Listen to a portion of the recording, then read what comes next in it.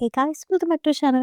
അപ്പോൾ ഇന്ന് teach you a lesson എന്ന കൊറിയൻ ഡ്രാമയുടെ 4ാമത്തെ എപ്പിസോഡായിട്ടാണ് ഞാൻ വന്നിരിക്കുന്നത്. അങ്ങനെ കഴിഞ്ഞ എപ്പിസോഡിൽ നമ്മൾ പോയിരുന്ന ആ ഒരു സ്കൂളിലത്തെ പ്രശ്നങ്ങളൊക്കെ തീർത്തതിന് ശേഷം ഇനി അവരുടെ അടുത്ത മിഷനായിട്ട് ഏത് സ്കൂളിലേക്ക് പോകണമെന്ന് അവരെല്ലാവരും കൂടി ഇപ്പോൾ ഒരു മീറ്റിംഗ് നടത്തി ആലോചിക്കുമ്പോഴാണ് അവിടെ തന്നെ ഏറ്റവും പ്രസ്റ്റീജിയസ് ആയിട്ടുള്ള ഒരു ലാംഗ്വേജ് സ്കൂളിൽ ഈ അടുത്തായിട്ട് നടന്നുകൊണ്ടിരുന്ന ഒരു പ്രശ്നം അവരിപ്പോൾ കാണുന്നുണ്ട്. അതിൽ ആ സ്കൂളിൽ തന്നെ പഠിച്ചുകൊണ്ടിരുന്ന ഒരു കുട്ടി ഇപ്പോൾ അവൻ്റെ ടീച്ചറിനെ വളരെ ബ്രൂട്ടലായിട്ട് എല്ലാവരുടെയും മുമ്പിൽ വെച്ച് മർദ്ദിക്കുന്നതും അറ്റാക്ക് ചെയ്യുന്നതുമായിട്ടുള്ളൊരു വിഷ്വല് സോഷ്യൽ മീഡിയയിൽ മുഴുവനായിട്ട് വൈറലായിക്കൊണ്ടിരിക്കുകയായിരുന്നു. അങ്ങനെ ഇപ്പോൾ അടുത്തതായിട്ട് ആ സ്കൂളിലേക്ക് തന്നെ പോകാമെന്ന് അവരിപ്പോൾ ഡിസൈഡ് ചെയ്യണം. അങ്ങനെ പിറ്റേ ദിവസം തന്നെ അവർ 3 പേരും കൂടി അവിടേക്ക് എത്തുമ്പോൾ അത്രയും റെപ്യൂട്ടഡ് ആയിട്ടുള്ള അത്രയും വലിയൊരു സ്കൂളിനെ കാണുമ്പോൾ തന്നെ ഇവർ ഷോക്ക് ആകുന്നുണ്ട്. മാത്രമല്ല ഈ നേരം ബോങ് ആ ഒരു സ്കൂളിനെ പറ്റി ഇമ്മിന്റെ അടുത്ത് പറഞ്ഞു കൊടുക്കുന്നുണ്ട്. കാരണം അവിടെ എവിടെ നോക്കിയാലും നമ്മൾ നേരത്തെ കണ്ട ആ ഒരു അറ്റാക്ക് ചെയ്യപ്പെട്ട ആ ഒരു സാർ ഉണ്ടല്ലോ, പുള്ളിക്കാരന്റെ ഇന്റർവ്യൂസും ഫോട്ടോസും ഫുള്ളും ആ ഒരു സ്കൂളിൽ മുഴുവനും നിറഞ്ഞിട്ടുണ്ടായിരുന്നു.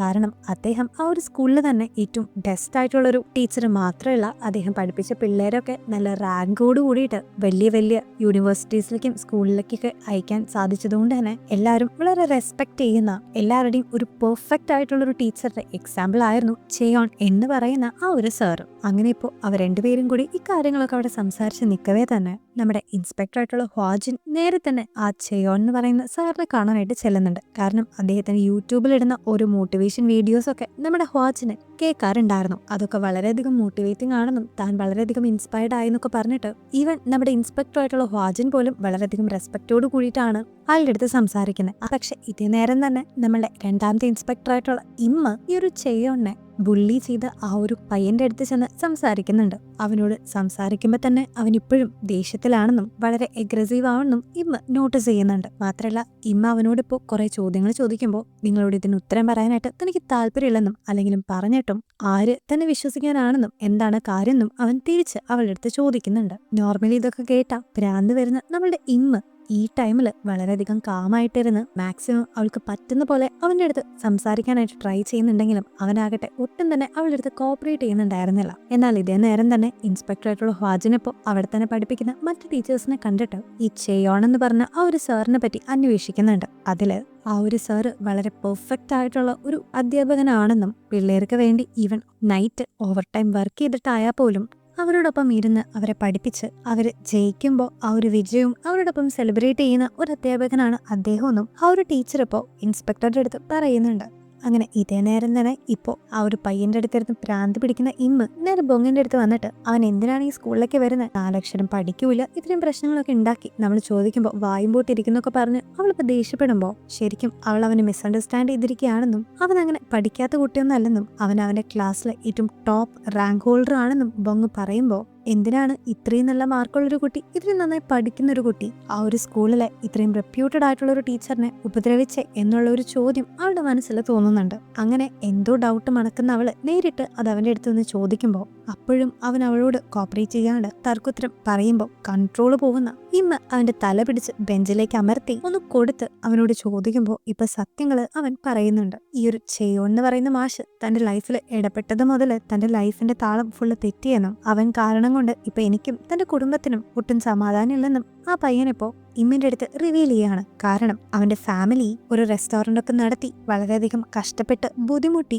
അന്നത്തെ കാര്യങ്ങളൊക്കെ നോക്കി അവനെ പഠിപ്പിച്ച് ജീവിക്കുന്നവരായിരുന്നു. തന്റെ മകൻ എങ്ങനെയെങ്കിലും പഠിച്ച് നല്ലൊരു രീതിയിൽ എത്തട്ടെ എന്ന് വിചാരിച്ച് ഈ പയ്യന്റെ പാരന്റ്സ് അവനക്ക് പറ്റുന്ന എല്ലാം തന്നെ അവന് വേണ്ടി ചെയ്തു കൊടുത്തിട്ടുണ്ടായിരുന്നു. പക്ഷെ പെട്ടെന്നൊരു ദിവസം ഈ ചെയോൺ എന്ന് പറയുന്ന ഒരു സാറ് വന്നിട്ട് ഇവന്റെ അടുത്ത് അവന്റെ ഫാമിലിയെ പറ്റി ചോദിക്കുന്നതും തൊട്ടു പിന്നാലെ തന്നെ അതോറിറ്റീസ് വന്നിട്ട് ആ ഒരു റെസ്റ്റോറന്റ് അടച്ചു പൂട്ടാനായിട്ട് വാറണ്ട് ഇഷ്യൂ ചെയ്യാണ്.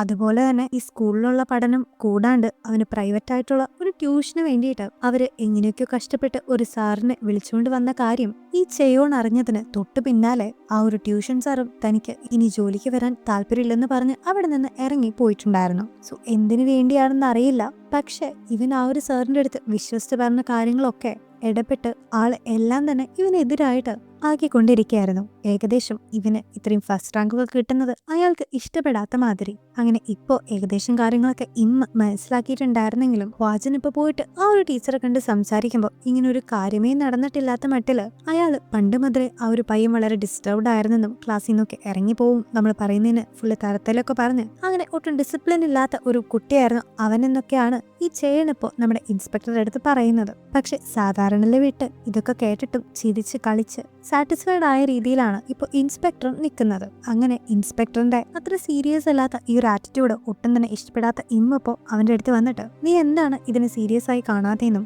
ആ ഒരു ടീച്ചറിനെ നീ ശരിക്കും വിശ്വസിക്കുന്നുണ്ടോന്നും ആ കുട്ടി പറഞ്ഞതിൽ വെച്ച് അവൻ ഒരു മുഴു കള്ളനാണെന്നും ഇമ്മപ്പോ ഇൻസ്പെക്ടറുടെ അടുത്ത് പറയുന്നുണ്ട്. എന്നാൽ ഇത് കേട്ടിട്ടും അവളോട് പ്രത്യേകിച്ചൊന്നും പറയാണ്ട് ഇൻവെസ്റ്റിഗേഷൻ കണ്ടിന്യൂ ചെയ്യാനാണ് ഇൻസ്പെക്ടർ അവളുടെ അടുത്ത് ആവശ്യപ്പെടുന്നത്. അങ്ങനെ ഇപ്പോൾ അവര് ഈ ഒരു സാറിനെ പറ്റി ഒരുപാട് സെർച്ച് ചെയ്യുമ്പോഴാണ് ക്ലാസ് കഴിഞ്ഞതിന് ശേഷം ഇയാൾക്ക് പ്രൈവറ്റ് ആയിട്ടുള്ള ഒരു ട്യൂട്ടറിംഗ് ഇൻസ്റ്റിറ്റ്യൂഷൻ ഉള്ളതായിട്ട് അവർ മനസ്സിലാക്കുന്നത്. അങ്ങനെ ആ ഒരു ഇൻസ്റ്റിറ്റ്യൂഷനിലേക്ക് പുതിയതായിട്ട് ചേരാനായിട്ടുള്ള ഒരു സ്റ്റുഡൻ്റ് ആയിട്ട് ബൊങ്ങ് വേഷം മാറി അവിടേക്ക് ചെല്ലുന്നുണ്ട്. അങ്ങനെ അവിടെ എത്തുമ്പോഴാണ് ആക്ച്വലി അവിടെ പഠിക്കുന്നവരെല്ലാവരും വളരെ വെൽത്തി ആയിട്ടുള്ള പാരൻസിന്റെ മക്കളാണെന്നും അങ്ങനെ അവിടെ പഠിച്ച എല്ലാ കുട്ടികൾക്കും നല്ല റാങ്കോടുകൂടി ഉയർന്ന മാർക്കോടുകൂടി തന്നെ പാസ്സായിട്ട് അവരാണ് വലിയ വലിയ ഇൻസ്റ്റിറ്റ്യൂഷൻസിലേക്കും യൂണിവേഴ്സിറ്റീസിലൊക്കെ പോകുന്നത് എന്നുള്ള ആ ഒരു സീക്രട്ട് ആയിട്ടുള്ള ഇൻഫർമേഷൻ ബൊങ്ങിന് അവിടെ വെച്ച് മനസ്സിലാക്കാൻ സാധിച്ചിരുന്നു. അങ്ങനെ ഇപ്പൊ അവിടെ നിന്ന് കിട്ടിയ എവിഡൻസുമായിട്ട് നേരെ ഹ്വാജൻ ഈ ഒരു ടീച്ചറെ കാണാൻ വന്നിട്ട് നിന്റെ കള്ളങ്ങളെല്ലാം പൊളിഞ്ഞുവെന്നും സത്യങ്ങളൊക്കെ തങ്ങൾക്ക് മനസ്സിലായെന്നും നീ മനഃപൂർവ്വം അത്രയും ബ്രില്യൻ്റ് ആയിട്ടുള്ള ആ ഒരു പയ്യന്റെ റാങ്ക് താഴ്ത്തുന്നതിനും അവനെ ഡിസ്റ്റർബ്ഡ് ആക്കി അവന്റെ ശ്രദ്ധ തെറ്റിച്ച് അവന്റെ റാങ്ക് കുറച്ച് നിനക്ക് കൈക്കൂലി തരുന്ന റിച്ച് ആയിട്ടുള്ള വെൽത്തി ആയിട്ടുള്ള പാരന്റ്സിന്റെ മക്കളെ റാങ്ക് ലിസ്റ്റിലേക്ക് കയറ്റിയിടാനായിട്ടാണ് നീ ശ്രമിക്കുന്നതെന്നുള്ള കാര്യം തങ്ങൾക്ക് മനസ്സിലായെന്നും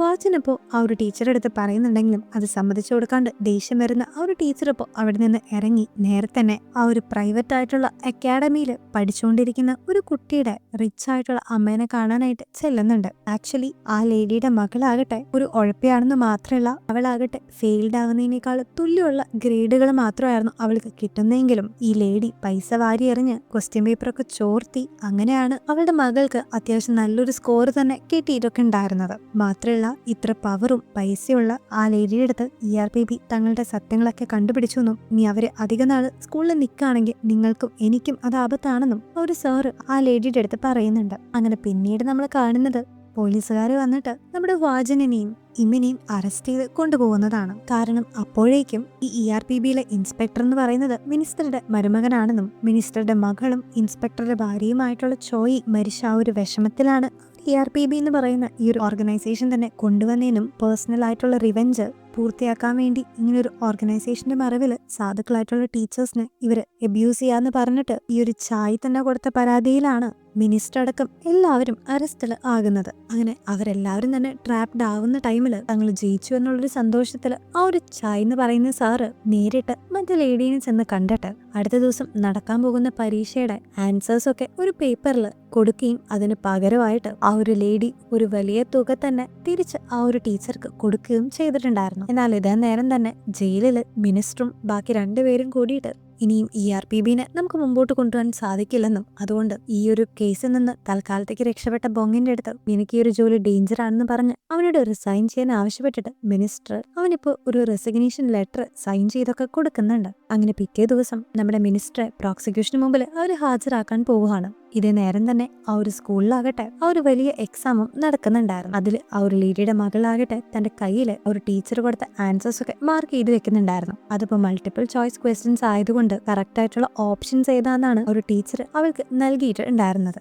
അങ്ങനെ എക്സാം ഒക്കെ വളരെ സക്സസ്ഫുൾ ആയിട്ട് നടന്ന് ഏകദേശം മുക്കാലായപ്പോഴാണ് ശരിക്കും താനിട്ട ആ ഒരു ക്വസ്റ്റ്യൻ പേപ്പർ അല്ല അതെന്നും ആ ഒരു ക്വസ്റ്റ്യൻ പേപ്പറിൽ ഉള്ള ക്വസ്റ്റ്യൻസിന്റെ ഓർഡർ ഒക്കെ ചേഞ്ച് ചെയ്ത കാര്യം ആ ഒരു ടീച്ചർ ഇപ്പൊ ശ്രദ്ധിക്കുന്നത്. സോ അങ്ങനെയാണ് നടക്കുന്നതെങ്കിൽ ആ ഒരു ലേഡിയുടെ മകൾക്ക് വട്ടപൂജ്യം കിട്ടുന്നുള്ള കാര്യത്തിൽ സംശയമില്ലെന്ന് മാത്രമല്ല താനിങ്ങനെ ആൻസർ കീ അവൾക്ക് പറഞ്ഞു കൊടുത്ത കാര്യങ്ങളൊക്കെ പുറത്തു വരുമെന്ന് മനസ്സിലാക്കുന്ന ടീച്ചർ ഇപ്പൊ നേരെ എക്സാം ഹാളിലേക്ക് ചെന്നിട്ട് ഈ ഒരു പരീക്ഷ നിർത്തിവെക്കാനായിട്ട് ആവശ്യപ്പെടുന്നുണ്ട്. പക്ഷെ ഇതേ നേരം തന്നെ നമ്മുടെ ഹ്വാജൻ ഇപ്പൊ അങ്ങോട്ടേക്ക് വന്നിട്ട് പരീക്ഷ തുടങ്ങി കഴിഞ്ഞാൽ നിർത്താൻ പറ്റില്ലെന്നും പറഞ്ഞിട്ട് ശരിക്കും നടന്ന കാര്യങ്ങൾ അവന്റെ അടുത്ത് പറയുന്നുണ്ട്. കാരണം ഇപ്പൊ ഈ കണ്ട എല്ലാതും ERPBയുടെ തന്നെ പ്ലാനിങ് ആയിരുന്നെന്നും അന്ന് ജയിലിൽ വെച്ചിട്ട് മിനിസ്റ്റർ ബൊങ്ങിന് ഒപ്പിട്ട് കൊടുത്തത് റെസിഗ്നേഷൻ ലെറ്റർ അല്ലെന്നും പകരം ആ ഒരു ക്വസ്റ്റ്യൻ പേപ്പർ ചേഞ്ച് ചെയ്യുക എന്ന സീക്രട്ട് ആയിട്ടുള്ള ഒരു ഇൻഫർമേഷൻ ആയിരുന്നെന്നും ഇപ്പോ വാജൻ അവന്റെ അടുത്ത് റിവീൽ ചെയ്യുന്നുണ്ട്. മാത്രമല്ല അന്ന് ഇതിന്റെ ആ ഒരു പ്രൈവറ്റ് അക്കാഡമിയിൽ വെച്ചിട്ട് ഈ ഒരു ടീച്ചറും ആ ഒരു റിച്ച് ലേഡിയും സംസാരിക്കുന്നതും ടീച്ചർ അങ്ങോട്ട് ക്വസ്റ്റ്യൻ പേപ്പർ കൊടുക്കുന്നതും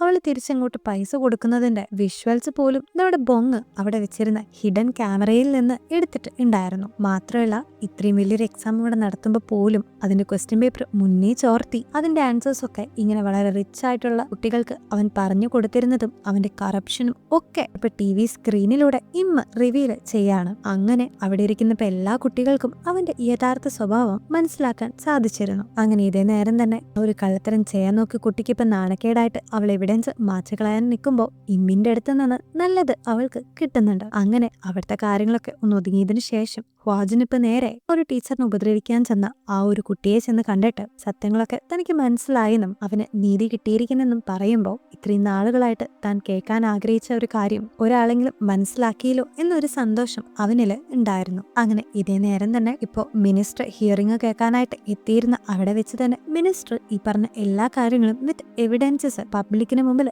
റിവീൽ ചെയ്യുന്നുണ്ട്. സോ അതില് ഇവനെതിരെ ഈ പറഞ്ഞ കുറ്റങ്ങളൊക്കെ കണ്ടുപിടിച്ച് അവനെ പൂട്ടിയിടാനായിട്ട് ശ്രമിച്ച വലിയ വലിയ പൊളിറ്റീഷ്യന്മാരുടെ മക്കൾ പോലും ആ ഒരു സ്കൂളിൽ പഠിക്കുന്നുണ്ടെന്നും അവരും ഇങ്ങനെ പൈസ കൊടുത്ത് ക്വസ്റ്റ്യൻ പേപ്പർ അടിച്ചു മാറ്റിയിട്ടാണ് റാങ്ക് ഒക്കെ വാങ്ങിച്ചതെന്നും വിത്ത് എവിഡൻസ് മിനിസ്റ്റർ കോർട്ടിന് മുമ്പിൽ വിളിച്ചു പറയുമ്പോൾ ആർക്കും മിനിസ്റ്റർ എതിർത്ത് ഒരു വാക്ക് പോലും സംസാരിക്കാനായിട്ട് സാധിക്കുമായിരുന്നില്ല. അങ്ങനെ ഇത്രയും നാൾ ERPBനെ കുറ്റം പറഞ്ഞവരൊക്കെ ERPBനെ സപ്പോർട്ട് ചെയ്തെന്ന് മാത്രമല്ല ഒരു ടീച്ചർ എങ്ങനെയായിരിക്കണമെന്നും പണത്തിന് വേണ്ടിയോ മറ്റെന്തിനോ വേണ്ടിയോ നിങ്ങളുടെ അധികാരം ഒരു ടീച്ചേഴ്സും മിസ്യൂസ് ചെയ്യാൻ പാടില്ലെന്നും മിനിസ്റ്റർ ഇപ്പൊ പബ്ലിക്കിന്റെ അടുത്ത് പറയുന്നുണ്ട്. അങ്ങനെ അതിനൊക്കെ ഒരു ഫലമായിട്ട് തെറ്റ് ചെയ്ത് എല്ലാവരും അറസ്റ്റിലാകുന്നതും ഇത്രയും നാളും എല്ലാവരും കുറ്റപ്പെടുത്തിയ യഥാർത്ഥത്തിൽ നിരപരാധിയായിട്ടുള്ള ആ ഒരു പയ്യനിപ്പോ തന്നെ രക്ഷിച്ചതിന് അവരുടെ അടുത്ത് വന്ന് താങ്ക്സ് ഒക്കെ പറഞ്ഞ് എല്ലാവരും വളരെ സന്തോഷത്തിൽ പിരിയുന്ന ഒരു സീനോട് കൂടിയിട്ട് ഇന്നത്തെ ഒരു എപ്പിസോഡ് ഇവിടെ എൻഡ് ചെയ്യാണ്. സോ ഗൈസ്, നിങ്ങൾക്കൊരു എപ്പിസോഡ് ഇഷ്ടപ്പെട്ടു എന്ന് വിശ്വസിക്കുന്നു. എനിവേ അടുത്ത എപ്പിസോഡായിട്ട് നാളെ വീണ്ടും കാണാം. അപ്പോൾ children take care and by.